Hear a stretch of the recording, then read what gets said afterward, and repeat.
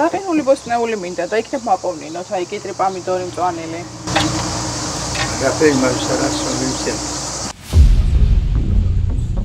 ბაღდათის რაიონის სოფელ ვარციხეში ბოსტნეული სამაცივრე მეურნეობას ვეძებთ.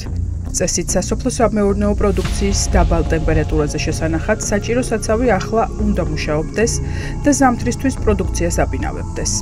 მალქუჭებადი ბოსტნეული შესანახად აუცილებელი სამაცივრე მეურნეობა დოკუმენტაციის მიხედვით სწორედ ამ ტერიტორიაზე უნდა ფუნქციონირებდეს. დარაჯიც არ ყავს ამ გაყინულ ბოსტნეულს თუ რა ხდება? არა, რა ზანებ, აქ რო რამე იყოს, უამრავი ადამიანი იმოძრავებდა. რა თქმა უნდა, თან გაბურსდებოდა ეს და. კი ბატონო, და თან დაიქნებოდა მისასვლელი, შესასვლელიც არ არის მოწესრიგებული და ჟანგლიაც გასაღებს, ანუ კარის დიდი ხანი ეთყობა, არავის არ გაუღია. შუქიც არ ირთვება როგორც ჩანს, იმიტომ რომ ორი გენერატორია და ხმა უნდა იყოს. უნდა იყოს, მაგის ხმამი არ გამიგონია. მამა ლუკა 29 წელია ბაღდათის ეპარქიაში წირავს. მრავლის მნახველი სასულიერო პირი, რომელიც უნებლიეთ სამაცივრე მეურნეობისათვის გამოყოფილი ტერიტორიის ერთადერთ მცველად იქცა, ყურსაც ვერ უჭერებს, როდესაც იგებს, რომ მისი კელიის გვერდით სამაცივრე მეურნეობის მოსაწყობად სოფლის განვითარების ფონდმა 450,000 ლარი ჯერ კიდევ 2022 წელს გამოყო. მაცივარი უნდა აეშენებინათ, მამა ლუკა, ამ ფულით. მე ეს მაცივარი რა. რაზდებს, იქაფკანა მაცივარი. ბოსტნეული ვაქცევია და. ამდენ ბოსტნეულში არ მოვა, ბაღდათის რაიონში სულ რა. ხო. რა თქმა უნდა, ეს ბოსტნეული კიდე გეინა უდევს, ეგ 2 კილო კარნი კიდე ულპება ისი მაგარ კიდეს, იმ ფული არ არის. ამდენი მაინც რა თქმა უნდა, ყველა მაცივარი და ეს. ანუ აფერისტობა იყო თავიდანო?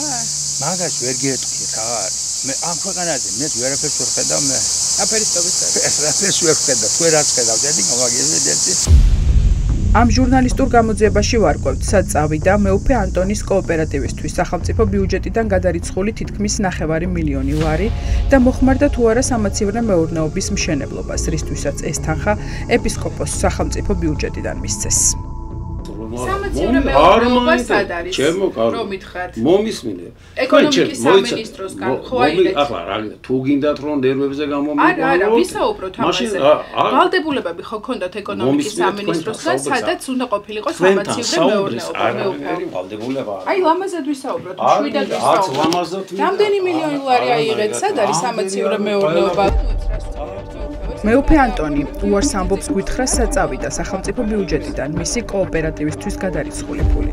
ამ ოფიციალური დოკუმენტაციის თანახმად კი დგინდება, რომ ბაღდათში სამაცივრე მეურნეობის მოსაწყობად, სადაც 50 ტონა ბოსტნეული უნდა დაესაწყობებინათ, კოოპერატივს სახელმწიფომ თითქმის 9 მილიონი ლარი ჯერ კიდევ 2022 წელს დანადგარების შესაძენად მისცა. თანხა კოოპერატივმა 20 კაცსა პირველმა მიიღო. საჯარო რეესტრის ამონაწერის თანახმად ამ კოოპერატივის წევრებს შორის ერთ-ერთი მარკოს ბოლუხია, იგივე მეუფე ანტონი. მაგაზე თქვენ კი არა ვინც არის პასუხისმგებელი თუ არ მომიწყვია ის უნდა მოვიდეს და იმან უნდა მითხრას. როდის წავალთ ექსკურსიაზე სამაცივრე მეურნეობაში მე და თქვენ? თქვენთან ერთად რატო უნდა წავიდე? ძალიან მინდა რომ დავაპატიჟოთ. დეფიციტი რა, მაგარი შანტაჟისტი ხარ რა, წადი რა, მაგარი შანტაჟისტი ხარ. სად მოგნახენ ასეთი შანტაჟისტი? აი გველის წიწილა რა, აი გველის წიწილა, სუფთა გველის წიწილა. ტიტიტიტი რა გინდა, ვერ გავიჟი. რა გინდა? ჩემთქორებაში რა მეუფეო და არ შეიძლება სამაცივრე მეურნეობაზე რა გადაწყდა ფული საწაიღეთ რომელიც ეკონომიკის სამინისტრომ გამოყო წაბძამდით სამაცივრე მეურნეობის მოწყობით ჩვენ იმის გამო დავინტერესდით რომ საქმე ეხება სახელმწიფო ბიუჯეტიდან ხალხის ფულის მიღებას ადგილზე ჩასულებს კი ჩვენ მუშა მდგომარეობაში მყოფი სამაცივრე მეურნეობა არ გვხვდება არ მუშაობს მაგ მაცივარი ხო არ მუშაობს მაცივარი არა ჩართული ზე მაგრამ იქნება მაგარი. არ ფერი არ იქნება. გაგაი რა უნდა გაყიდა. ხო, თუ ამაში არ ამაზურია. და შეგინთ ეს დანადგარები არ ეგინახავთ შეგინთ რა ხდება? არაფერი დანადგარები არ დაიქოს. მეუფე ანტონი სოფელ ვარციხეში დიდი ტერიტორიის მფლობელი იყო. 2019 წელს მან მიწის ნაკვეთი 3 ნაწილად დაყო. ერთი კოოპერატივ 20 კაცსა პირველის სახელზე გააფორმა, რომელსაც ეპისკოპოსი და მისი მძღოლი შვილი ბართლომე ლაგულავა ფლობენ. მეორე მიწის ნაკვეთი მისი მძღოლის ჯამბულად ლაგულავას სახელზე რეგისტრირებულ კოოპერატივზე გადააფორმა. მესამე კი პირად საკუთრებაში დაიტოვა. მეუფემ სახელმწიფო დაარწმუნა, რომ 11,898 კვადრატულ მეტრ ტერიტორიაზე ის ააშენებდა სამაცივრე მეურნეობას და ამისთვის ფული აიღო. სალამი მამაო დაბლოჩეთ. დაკენ მამაო მაინტერესებდა ბოსტნეული გაიყინა არ გაიყინა. როგორ? მაცივრებში ბოსტნეული გაქვთ უკვე გაყინული თუ არ გაქვთ ჯერ? ჯერ არ. როდის გაიყინება? ერთი წუთი. კოოპერატივში, რომელსაც სახელმწიფომ 450.000 ლარი გადაუხადა 3 მესაკუთრეა. ერთი მეუფე ანტონია, მეორე მისი მძღოლის შვილი ბართლომე ლაგვილავა, მესამე კი სანდრო ჯანელიძე. ის სოფელ ზეინდარის ტაძრის დეკანოზია. მეუფე მაგარია. ხო, სად არის მაცივარი? სად არის გაყინული ბოსტნეული? მე მაგია სასწაულია. დაზია, დარბია, 5 წელიწადია დაძევენ. ვერ ნახეთ ეს ვეცი და მეუფე კი არის და არის. სოფელ ვარციხეში კოოპერატივის გარდა, რომელმაც სახელმწიფოსგან 450.000 ლარი მიიღო, მეუფე ანტონთან დაკავშირებულმა პირებმა უკვე 2023 წელს კიდევ ერთი კოოპერატივი შექმნეს. ამჯერად მომიჯნავე მიწაზე. ჩვენ არ ვიცით, მიიღო თუ არა კოოპერატივმა სტატუს-კო 2023-მა დაფინანსება სახელმწიფოსგან. ეს კოოპერატივი მეუფე ანტონის მძღოლის ჯამბულად ლაგვილავას, ვასილ ფუტკარაძის და თამაზ თავართქილაძის სახელზეა გაფორმებული. ვასილ ფუტკარაძეს. აქ არ არის. სად არის? დღეს იყო? და თამაზი თავართქილაძე? მამაოა. რომელია მამაო? ვასილი. ვასილი ფუტკარაძე მამაოა და თამაზი? თამაზი სტიქაროსანი. თამაზ თავართქილაძე არის სტიქაროსანი? ვანის საკათედრო ტაძარში ვარკვევთ, რომ ახალი კოოპერატივის მფლობელებიც მეუფე ანტონის ეპარქიის მძღოლი, მღვდელი და სტიქაროსანი არიან. კოოპერატივის დირექტორ ვასილ ფუტკარაძესთან იგივე მამა მათესთან ვარკვევთ. იქნებ მან იცოდეს გაყინული ბოსტნეულის ბედი. იქნებ მან აგვიხსნას, სად წავიდა სოფლის მეურნეობის სააგენტოდან გადმორიცხული 9 მილიონი ლარი. ამ კითხავს რატომის? თქვენ ხართ დირექტორი? როგორ? თქვენ ხართ დირექტორი კოოპერატივის? მე რა ვარ, მე რა ხდება? ხო და მაინტერესებს როდის გავიდა მაგ ამ უფლებას. საჯაროა მამაო ეს ინფორმაცია. ამ ტერიტორიაზე სოფლის განვითარების ფონდმა გადმორიცხა 9 მილიონი ლარი. როდის იქნება გაყინული ბოსტნეული პროდუქტი და მაცივრები? გეტყვით ყველაფერს თავთავის დროზე. ჩნდება კითხვა, რა მიზანი ჰქონდა ეპისკოპოს, როდესაც კუთვნილი ტერიტორია ჯერ 3 ნაწილად დაყო, შემდეგ კი ამ ტერიტორიაზე 2 სხვადასხვა კოოპერატივი ჩამოაყალიბა, რომელიც ერთი მძღოლის, მეორე კი მძღოლის შვილის და სტიქაროსნის სახელზე გააფორმა. მეუფემ გადმოაფორმა ეს ქონებებს თქვენს და მალავს ესე რას მაგ? საკმაოდ დიდი ტერიტორიები. კარგად ბრძანდებოდეს, მიბრძანდით. თავისუფალ ჯაბას მის მძღოლს გადმოუფორმოს სასულიერო პირებს გადმოუფორმოს. 9 მილიონი საწავიდა, სად არის მაცივარი? რიგით მეორე კოოპერატივი, რომელიც მძღოლის სახელზეა გაფორმებული, ეგნატე ნინოშვილის ქუჩაზეა რეგისტრირებული. ამის სამართზე ჩვენ მღვდელი გვხვდება, რომელმაც საერთოდ არ იცის, რომ ის სახლში ბიზნესი დაარეგისტრირეს. ეს არის ეგნატე ნინოშვილის 4, ხო? ხო, ასია, ვიღაცა. თქვენთან არის კოოპერატივის სტატუს-კო 2023 რეგისტრირებული? ახალი კოოპერატივი ხედავ რამე? ხო, და ეგნატე ნინოშვილის 4 ნომერია, მამაო. მე მიხსნი ვარა, მოდი, შემოდი ეზოში. ანუ მეუფე მისე დააფუძნა კოოპერატივი თქვენს იურიდიულ მისამართზე რო არს უთქვამს? რაფერ დააფუძნა, სადაა დაფუძნებული ვიზი? აგერა, მამაო. ვის სახელზე იგი? აი. ჯამბულად, ლაგვილავა, ზუგდიდში ცხოვრობს. მისი შოფერი არის. მე აქ ნაშვაში ვარ. მეუფის შოფერს აქვს კოოპერატივი. მე აქ ნაშვი, სადაა კოოპერატივი? მუყურებ, აქ მომეორე. ბიჭო, გადაგრებ რა. შაბათის ეთერს წყარო ბაღდათის ეპარქიიდან უყვება, რომ 450.000 ლარი. ერთადერთი ბენეფიტი არ არის, რომელიც ეპისკოპოსმა ანტონმა მთავრობისგან მიიღო. მეუფე ანტონთან დაკავშირებულ პირს, მანანა რობაქიძეს, სახელმწიფო მიყიდა უნიკალური ტერიტორია. დიხაშხოს გოგირდის გეიზერი, სადაც თერმული წყლები ამოდის. კვადრატული მეტრი 3 ლარად. ჩვენ მეუფე ანტონს ვკითხეთ, არის თუ არა მანანა რობაქიძის სახელზე გაფორმებული ქონების რეალური მფლობელი. აბანოებს რას უყურებთ მეუფეო, ესეც გადააფორმეთ გიორგი ძიძიგურზე. რატომ ალავთ ახლა ამ ქონებებს? ყველაფერი, ჩემო კარგო, მებძავთ ძალიან. რატომ ალავთ? ძვირფასო მეუფეო, გითხარით თუ შეიძლება, რატომ ალავთ ამ ყველაფერს? სიკეთით ჩემი ღბულებო, არა ვარ თქვენთან ვალდებული საუბრის. რა ვალდებული ვარ თქვენთან საუბრის ამითხარით? რავე, ვალდებულება მაქვს რამე იმეს წავართვი რამე, მოპარე რამე, სულ რა. ტურისტებში ეს ველური ბუნება 4-ვე სეზონზე დიდი პოპულარობით სარგებლობს. ზამთარშიც და ზაფხულშიც გეიზერზე წყლის ტემპერატურა 20 გრადუსია. ადგილი, სადაც მხოლოდ უცხოელი ტურისტები ოჯახებით ჩერდებიან და რამდენიმე საათით ისვენებენ სახელმწიფოს ჯერ კიდევ 2024 წლის 25 აპრილს ეკუთვნოდა. სახელმწიფო აუქციონის ოფიციალური გვერდიდან ვიგებთ, რომ დიხაშხოს 61,198 კვადრატული მეტრი 197,000 ლარად გაიყიდა და ის საჯარო რეესტრის ამონაწერის მიხედვით მეუფე ანტონის ახლო მეგობარმა მანანა რობაქიძემ შეიძინა. 2025 წლის 5 მარტს კი მანანა რობაქიძემ ეს ქონება მის შვილს, გიორგი ძიძიგურს გადაუფორმა.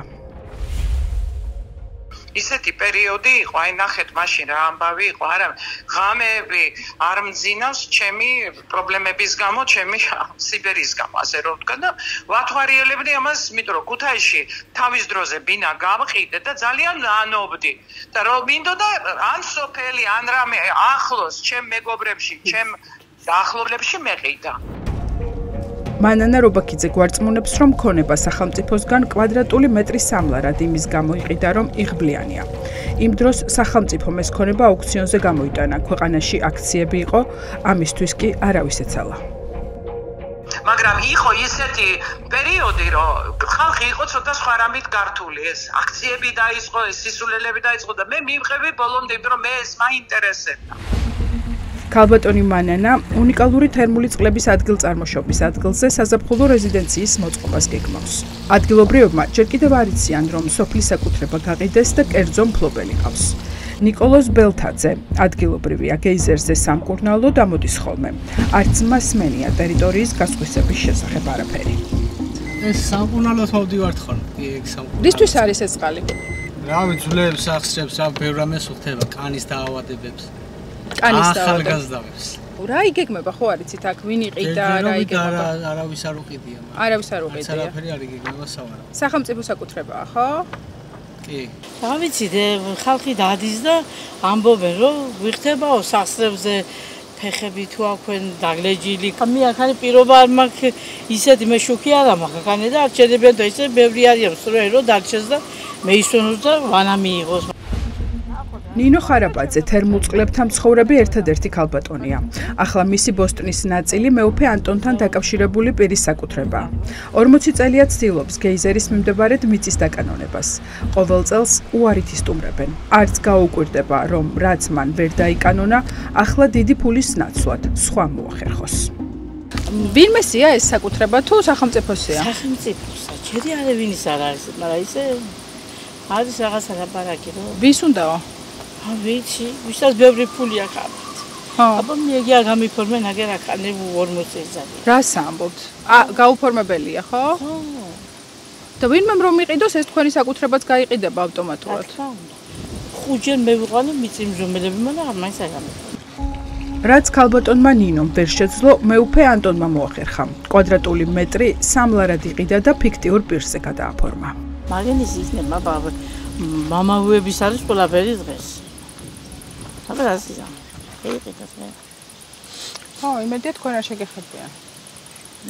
მე მგონი შეგვეხებია. იმით ვეგი ტერიტორია თუ გაიყიდა ხან მე ვიგამაჩერე საგა თუ რამე არ შენდა ფერმას და საქონელს გარონიებენ ხანე.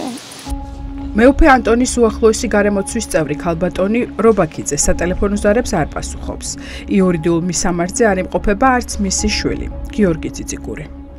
მეზობლურის არ მაქვს, არც მეგობრული არ არის. უბრალოდ ჯორჯი მყავდა ნახი და გამარჯვებოდ, რომ ვესალში არ ვარ, რა. მანანაქსია გეძამის, ხო? რობაქიძე. კი. მაშინაც არ ვარ. თვითონ აი გიორგი რა საქმიანობს, ხო არის? ბიზნესი ხო არ აქვს რამე? მანანა რობაქიძე მეუფე ანტონის ქონების ფიქტიურ ფლობას უარყოფს. თუმცა ჩვენ აღმოვაჩინეთ, რომ მანანა რობაქიძის შვილის გიორგი ძიძიგურის სახელზე მეუფე ანტონმა ვაკეში გადააფორმა ბინა რამიშვილის ქუჩაზე. მისი საცხოვრებელი ეს კაცო აფორმებს დღეს ვინ ვის რა შუქნის. განაირად იყიდეთ. თქვენ სახლში ცხოვრობს მეუფე ანტონი, აცხოვრებთ, შემდეგ რომ იყიდეთ ეს სახლი? ჯო ჩემმა შვილმა იყიდა. ქალბატონმა მანანამ ჯერ გითხრა, რომ მეუფემ ბინა მიყიდა, თუმცა შემდეგ ეს ვერსია შეცვალა. მეუფე ანტონმა რატო გადაუფორმა ბინა, კითხეთ მეუფე ანტონს. ჩვენ აღმოვაჩინეთ, რომ მოქალაქე მანანა რობაქიძის შვილის სახელზე ვაკეში კიდევ ერთი ბინა გადაფორმდა. 228 კვადრატული მეტრი ჟვანიას ქუჩაზე. ამ ფართის მფლობელი მანამდე მეუფე ანტონის მძღოლი იყო. მეუფე ანტონის მძღოლმა მეორე ბინა ჟვანიას ქუჩაზე რატო გადმოგიფორმა? შეგიძლიათ მითხრათ? რა თქვენი საქმეა, ვინ ვის რა გაუფორმა? აი ამას ვერ ხვდები მე ვინ ვის რა გაუფორმა. იმალება თუ არა მეუფე ანტონის ქონება სხვა პირების სახელზე. საჯარო რეესტრში არსებული დოკუმენტების თანახმად მეუფე ანტონმა მისი ქონება სწორედ მოქალაქე მანანა რობაქიძის ვაჟის სახელზე გადააფორმა. ეპისკოპოსი დასმულ კითხვებზე ბრაზდება. ამ ესეთი თავხედეს, რატო ღებულობთ თქვენ თავზე? რომ თქვენ შეგიძლიათ ყველასთან მიხვიდეთ და თავუსვათ ნებისმიერ. აი მე შემიძლია, რამდენჯერ ხარ გათხოვილი? ეგ ხომ მკითხეთ? კი, მე ახლა მეცხრე, რამდენჯერ ხარ გათხოვილი? 2 წლის წინაც მკითხე. ხო, ახლადაც მის მიერ გათხოვდი კიდე? არა, არც ერთხელ არ ყოფილა. მე ხო პირად ცხოვრებაზე თქვენთან ერთად. პირადი ცხოვრება, აბა შენ რას მეუბნები ახლა? პირად მეც ახლადაც მეკითხები, ეგ პირად ცხოვრება რა? რატო ფიქტიური პირობა გყავთ? რას ქვია ფიქტიური? გიორგი ძიძიგური ვინ ვის თავში იბადება ეგა? ვის თავში დაიბადა? აი ვის თავში დაიბადა? ეს დაიბადა თქვენ თავში ახლა, ხო? წმიდა სინოდის მდიდარი წევრის სახელზე სულ ახლახანს 2 ავტომობილი გადაფორმდა. ჩვენი ინფორმაციით მეუფე ანტონმა ის შემოწირულობის სახით სულიერი შვილისგან მიიღო. ახალ მანქანებზე მინდა კითხოთ. თქვენ 2 ახალი მანქანა გყავთ, Land Cruiser 300 და Lexus LX 570. ახალი? კი, 2025 წლის 2 ივლისს გადაიფორმეთ. კი. ბიჭი კოპაიკიძემ გაჩუქათ? ხაშუაშია ბიჭო. აი მოდი მაქსით ხო, აი თქვენ რა მაინტერესებს ვიცით? ვინმე გავალებთ ამას თუ თქვენით ემაშობით ამას, თქვენი ინიციატივაა თუ ვინ უნდა გავალოთ? სოფლის განვითარების სააგენტოს ვკითხეთ, რატომ არ მუშაობს მათი დაფინანსების გაცემის მიუხედავად სამაცივრე მეურნეობა, რომელიც მეუფე ანტონს უნდა მოეწყო. თუმცა პასუხი ამ დრომდე არ მიგვიღია. ყოველი წინააღმდეგობლი ძალით